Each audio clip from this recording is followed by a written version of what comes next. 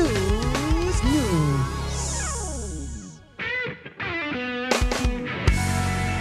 This is a Blues News, oh yeah. Hey y'all. Hey. March 27 was sports heaven, a fan's delight. Y'all, baseball's back. Sweet 16 playoff dreams in sight.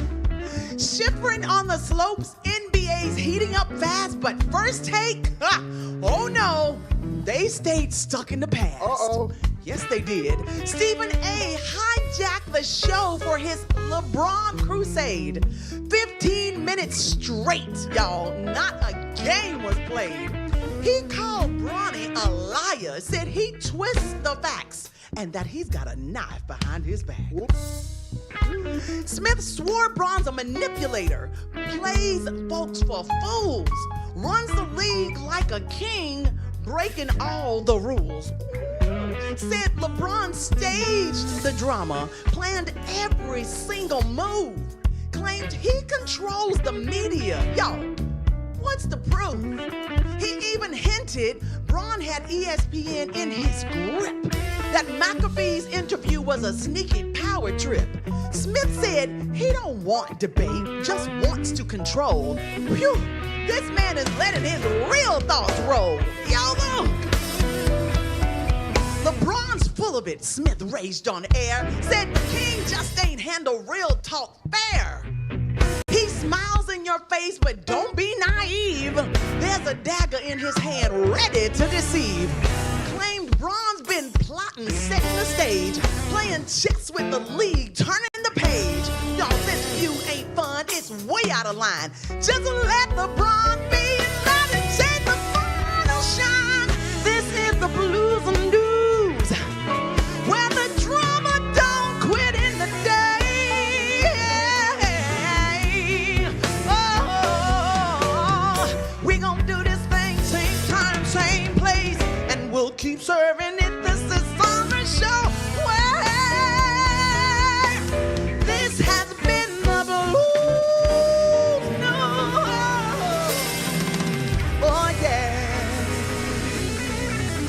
Woo. Yeah.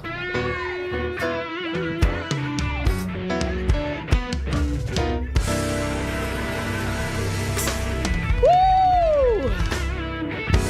Thank you so much, everyone. Welcome to the Sasandra Show. Y'all know what we need you to do. Go ahead and get all comfy. Yeah. Grab that bubbly beverage. Yeah. And let's get this show started. Let's get it started. Woo! Listen, before we dive into We the People, y'all, that's something else about Bronny Bron and Stephen A. That's cray-cray. It's cray-cray. All right, y'all, it's time to dive into the hottest stories from celebrity drama to jaw-dropping headlines. We the people want to know what's really going down. Let's break it all down and see what's got everyone talking today. Because y'all know what? We the people. Oh, Lord. We ready? Let's do it. All right, y'all. Marvin Sapp. Thank you very much. Thank you very much. So Marvin Sapp is setting the record straight after a viral video showed him urging his congregation to contribute $40,000 in tithes before leaving that service. Y'all check this out. 1,000 of you, I said close them doors. Ushers, close the doors. Close the doors. Close the doors. We all gonna leave together. Y'all ain't going no place but to the restaurant. 1,000 of you, I said close them doors. Oh, he said close them doors, and somebody said, is this kidnapping? You cannot close the doors to the church house. The church house doors, what did they say? Open. The doors to the church house are open. Any church you go to, that is the phrase that pays. So this video quickly sparked backlash, with critics accusing Sapp of using pressure tactics. But He wasted no time shutting down the accusations. In a very lengthy Facebook post, so he defended his actions, saying, "I personally gave much more." I mean, that doesn't get rid of the kidnapping, but anyway, he explained that the service was part of an international gathering with over 4,000 attendees and that fundraising was a standard part of these events. He also clarified that his instruction to close the doors was not meant to hold people hostage. Right. Amen. Amen. Instead, he explained, when finances are being received in any worship gathering, it is one of the most vulnerable and exposed times for both the finance and security teams. So movement during this sacred exchange can be distracting and at times even risky, quote unquote. And if folks thought they could talk through the offering, think again. He made it clear that giving is worship and there should be no talking during worship. He even told those on stage to sow $100, saying it costs to sit up here. Despite his explanation, the internet, y'all, remains divided. The people, of course, some are backing him while others still aren't convinced. Okay, so a lot of people said they never would have paid it. Never would have paid it. They said they would have never paid it. And somebody said they never would have made that money without you. Come on. All right, let's move on to this next story because I don't want to ask all my church friends over there. Ain't enough time in the show. Ain't enough time to talk about it. But a quick question. Have y'all churches ever shut the doors and told y'all to stay in and take up money? Have. They don't have to tell you. You already know. You know that you're just going to give the money. But you already know that it's kind of risky. There was a Jamaican fellow who called in one time to Sassandra's hotline, to the church hotline, and he told us that they had robbed the church during the... He's just protecting the people. Is that what he's doing? Everybody in the church ain't saved. Wait a minute. Here. Now, let me tell you something. Come on. I've heard the same thing. When we used to go down for prayer, the pastor would tell the ladies, y'all bring your purses because everybody in church ain't right. holy. Come on. Let's move on to the next story for all the unholy ones. Yes. Anyway, so y'all have heard some of the wild ice cream flavors, but this one takes the cake, or should we say the bottle. So parenting brand Frida just announced a breast milk inspired ice cream set to hit the market in 9 months. They did not do the 9 months too. This is too much. So now before y'all start gagging, it's not made with real breast milk. Instead, it mimics the flavor and nutritional profile packed with healthy fats, lactose, and hydration-friendly elements. According to Frida, the ice cream is designed to answer the age-old question that who has, I don't know, but the question is, what does breast milk taste like? Y'all want to know? Is that because nobody remembers? No, because I never tasted it. Who tastes it? You have. As a So baby. the pink and white tubs, these pink and white tubs will be marketed as sweet, creamy, and nutrient-packed. Yes, and no, this ain't an early April Fool's joke. The company confirmed it's a real launch, not just a publicity stunt. So who's bold enough to take a bite of breast milk ice cream? Anyone? Not I. Anyone? Surprise, surprise. It might be one of them. No. Okay, let's move on to this next story. So, y'all, the NFL bans nose wipe celebration. CeeDee Lamb reacts to it. So, the NFL is cracking down on celebrations again, and this time, the infamous nose wipe gesture is on the chopping block. The league announced this week that it's adding the move to its list of banned celebrations, calling it unsportsmanlike conduct, alongside throat slashes, simulated gun motions, and sexually suggestive gestures. So the Dallas Cowboys wide receiver CeeDee Lamb, one of the main players known for using the move after big plays, was quick to respond. Y'all, he hopped right on X, that's formerly known as Twitter, with a simple but telling reaction. Shaking my head, I have plenty in mind. The NFL has relaxed its stance on celebrations in recent years, But it looks like some moves are still too much for the league's liking. So what's next? Banning end zone dances? Exactly. Come on. We That's- love those dances. that's trash. Stop it. So this is like anyway, whatever. Let's go on to the next story. Coca-Cola. So if you've got a Coca-Cola in your fridge, you might want to check the label. The company just issued a massive recall affecting over 10,000 cans across Illinois and Wisconsin due to potential contamination with plastic. Did y'all hear that? The FDA confirmed that the recall started on March 6th, that's a long time ago, and was classified as a Class 2 recall on March 24th, meaning the issue could cause temporary or medically reversible adverse health consequences. Y'all, the affected products are 12-can packs with UPC codes that I can't even repeat to y'all right now. That's way too many numbers for me to tell y'all. But listen, check your Coca-Cola. So far, Coca-Cola hasn't explained how the contamination happened, and they've remained real quiet about the situation. What's going on? Have a Coke and a smile not? No, thank you. What's going on? Somebody, they might need to add somebody else's last name. Coca-Cola, Williams. What's going Oh, Lord, no. Another interruption, y'all. What's going on?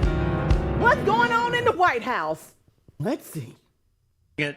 No matter how many surgeries you have or chemicals you inject, if you're born with male DNA in every cell of your body, you can never become a woman. You're not going to be a woman. And that's why last month I proudly signed a historic executive order to ban men from competing.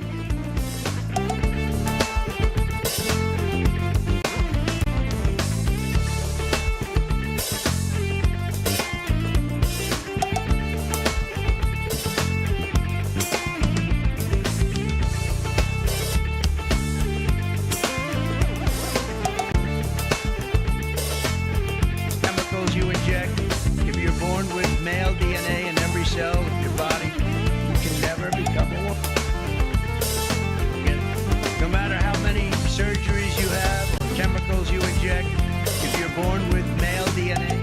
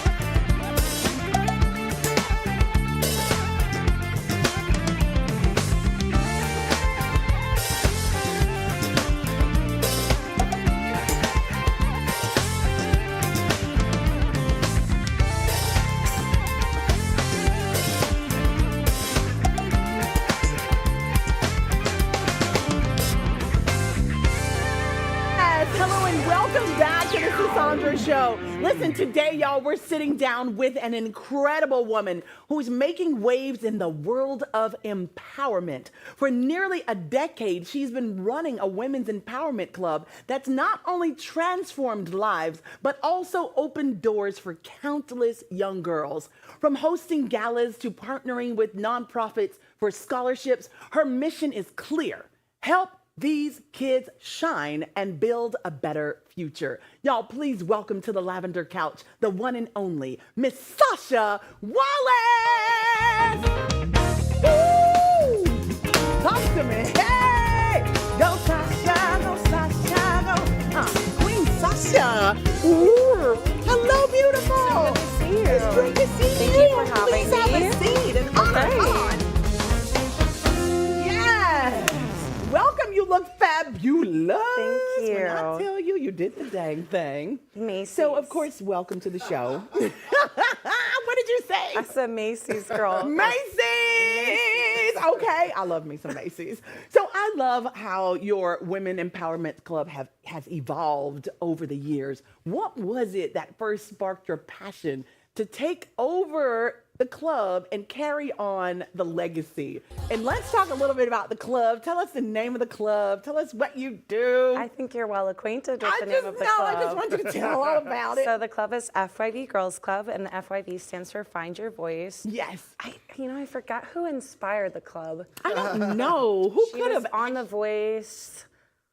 She teamed up with A Blake lady Shelton. with the short hair. You get out. Do you know her? I think so. I've seen FYP You are so around. good, Miss Wallace. So listen, y'all, I'm delighted to have Miss Wallace here today because she took over the program that I founded over 10 years ago. It's Find Your Voice, and she's just ran with that thing. And you've gone from a small amount of girls to like this huge pool of young ladies, young queens, as you call them, who look up to you, who go to you for leadership, for mentorship. And I just want to say thank you so much for being who you are in front of all of our viewers, the band, everybody, the whole world. The movement of them forward is because of you, and I'm grateful for you. Thank you. I appreciate you, and thank you Yes. for the opportunity. Of course. It was an honor when Sarah Garsh asked me if I could take it over for a little bit while she dealt with some things.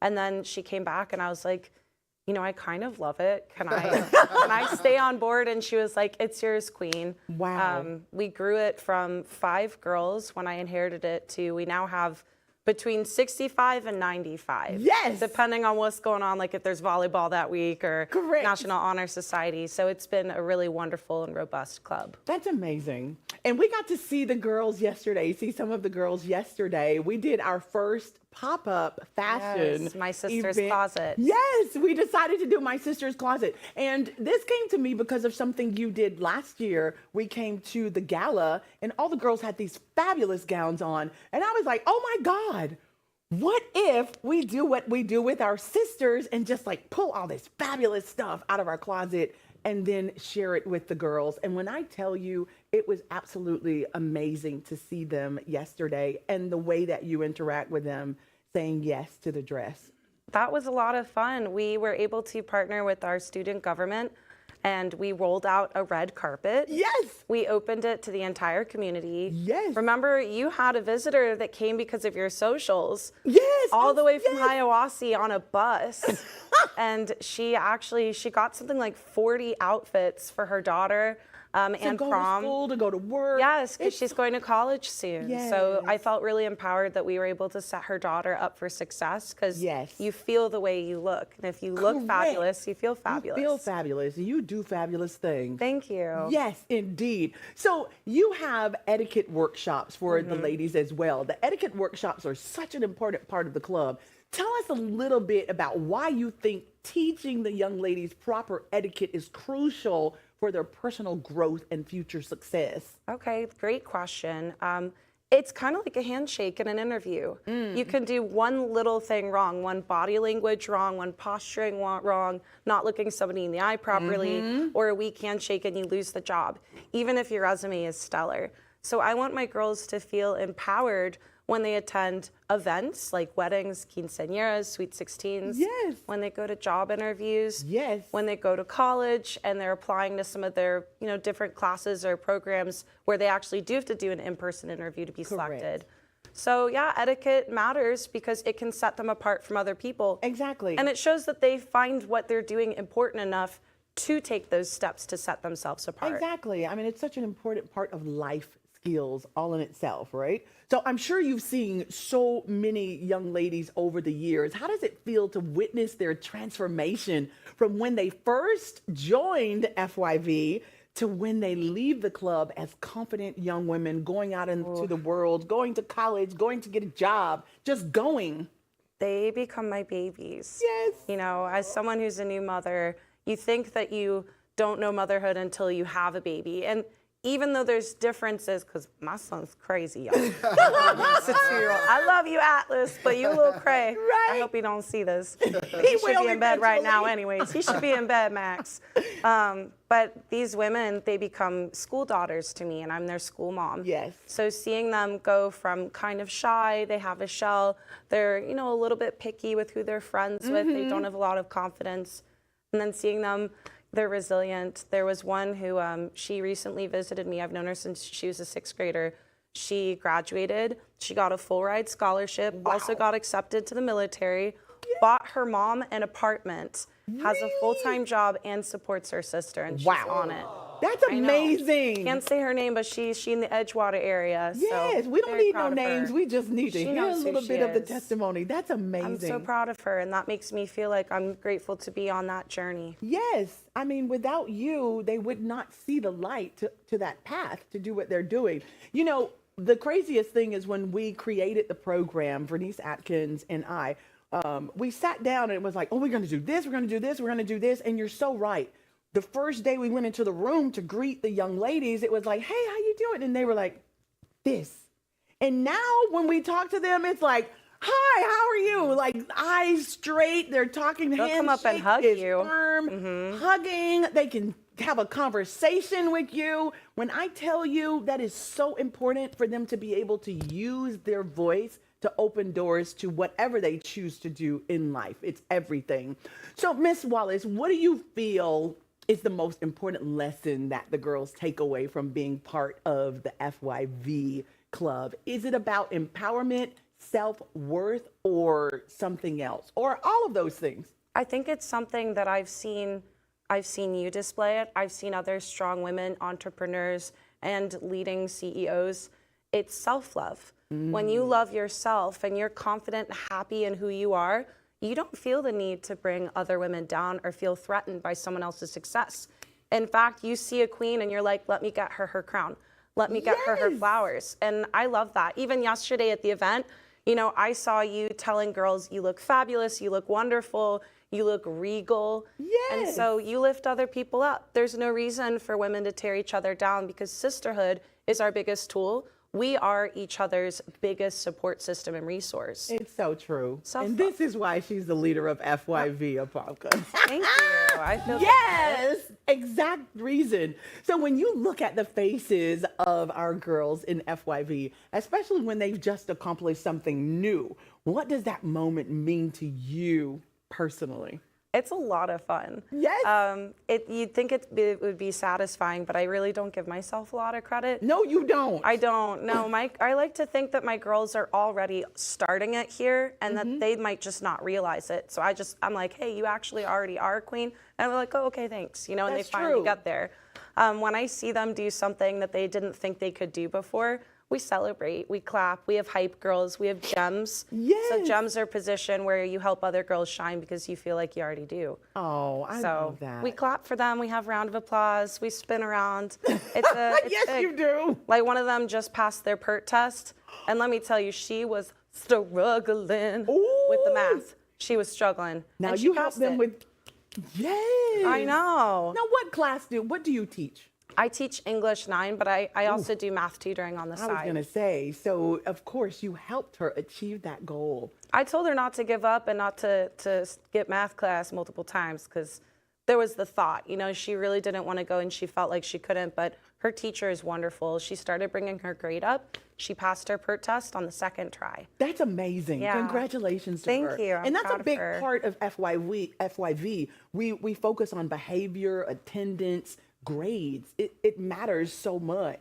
So when you have a student, and when you said everyone is already here, that's exactly what I said. When we were designing the program, it's not about we're working with at risk. We are working at potential young people. They have the potential to be anything and to be everything. They just need somebody to tell them they're amazing and help them along the way. And that's what my father instilled in me. I don't care what you do, Sasandra, you make sure you pour into young people. So I'm so, again, grateful to you. So with that being said, I want to know, what would you, Miss Wallace, say to the younger you? Oh my goodness. I think what I would say to the younger me is you have so many bright things coming up. Just hang on and just keep pushing for them. I never thought I'd find someone to love, and I met my husband my first day of college. He's my sweetheart. I never thought I'd be a mom. My son is everything to me. Yes. I never thought that I'd be able to be a teacher, which was my dream job, and I got it. So push hard and believe, because it does happen when you believe. It does happen when you does. believe. Thank you so much, Miss Wallace. To all of our viewers, God bless you. Thank you so much for joining us. We'll be right back here tomorrow at 7 for The Culture. Let's get out of here. Hey, And that QR code at the bottom of your screen. Because we have got so much more exclusive content for all y'all right here only on the Sis Sandra